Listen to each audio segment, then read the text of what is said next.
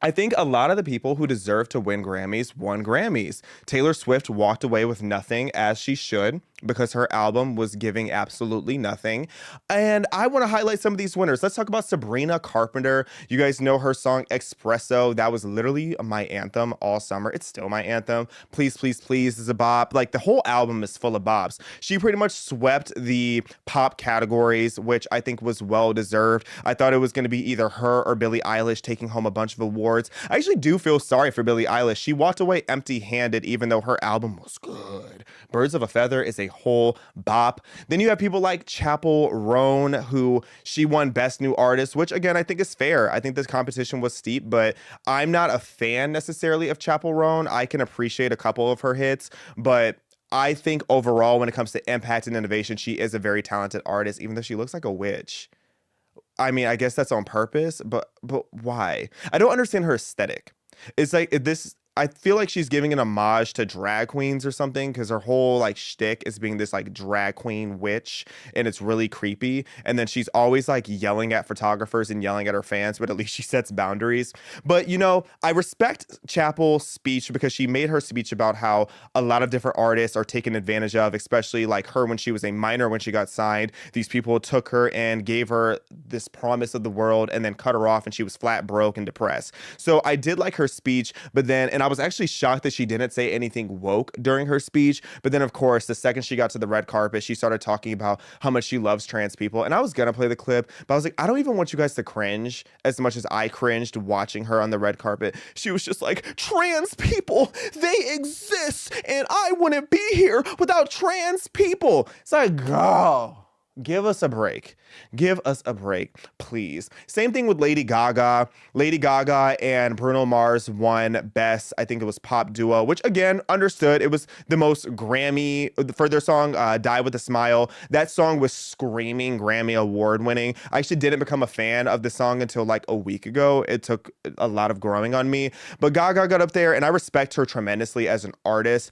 It's just her whole thing is always going to be about being woke. And why I say that is because when you watch these events, you just have to accept that there's going to be some woke push. And Gaga got up on the stage and was saying how trans people, we see you, you're not invisible. It's like, nobody is saying that trans people are invisible. We see them everywhere. We see them against our will. We see them in the locker rooms that they do not belong in. And that's what the problem is. The problem isn't that trans people are being erased and are invisible. The problem is that you are taking this tiny, minute percentage of our country and forcing them in our face 24/7, and then putting men who are swinging their dangalangs around in the locker room so that Paula Scanlon and Riley Gaines have to see it. We're tired. We're packed. Okay? So all of this trans propaganda, it's like, I've just come to expect it with these awards shows. Like, you guys know that I love pop culture, so I've accepted it's a given. And I'm not necessarily even mad about it when it's like a sprinkle here and there, because I just want conservatives and people with common sense to be allowed in these spaces. I don't necessarily want or need to see this woke stuff erased from culture. I just want it to have a time and a place, and that's what's important. Now, that being said, when it comes to time and a place, let's talk about Kanye West doing the most while his wife is wearing the least. First of all,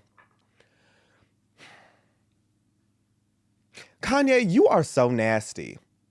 And I hate to say it because I'm from Chicago. I love Kanye West as an artist. When I was a kid growing up, I even had the pink polo. I thought I was Kanye. You could not convince me that I was not Kanye West. So to see him just become weirder and weirder, it's like, okay, whatever. But the way he parades his wife around, just booty crack naked. Like, we had to put a big censorship block on this woman because she is wearing a pantyhose. Like, it's a stretched out, see-through, nude-colored pantyhose. You see everything. You see an entire anatomy class of what she's got going on. It is a lot. And I just do not understand why you're proud of this as your husband. I mean, like, and why her as an individual, because we keep just looking at Kanye, but it's like her. It's like, there's no way that she is genuinely happy to be wearing that. And what was crazy, and I can't even play the video because you'll see too much, is she's pulling down the dress because it started to ride up a little bit. It's like, girl, what are you trying to cover up?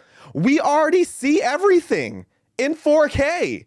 So for her to sit here and try to be like shy about it and like, oh no, like my dress is riding up. It's like, we see through. You're basically wearing Windex. Who does that?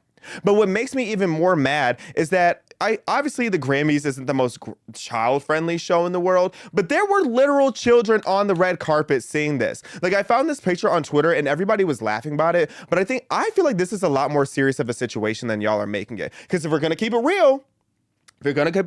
real, we'd all be pissed if that was a man, especially if it was an LGBT man. Wearing nothing and being naked at this kind of event and this child is watching it, but we're all sitting here laughing thinking it's innocent because little homie's just trying to get a peek. But it's like, this to me is predatory. You know that there are children in the audience. You know that there are children on the red carpet and you are literally naked, and people online think that it's funny that this kid was watching. And I find this very concerning. I also find it concerning because in Diddy's America, you know, let me word this carefully. I'm not going to make any allegations about Kanye West, but I don't write off what he knew about Diddy either. I don't. And I don't write him off as being the type to share. And when you have women who want to be in a powerful position, like what Bianca, his wife now, is in, I want her to blink twice if she needs help.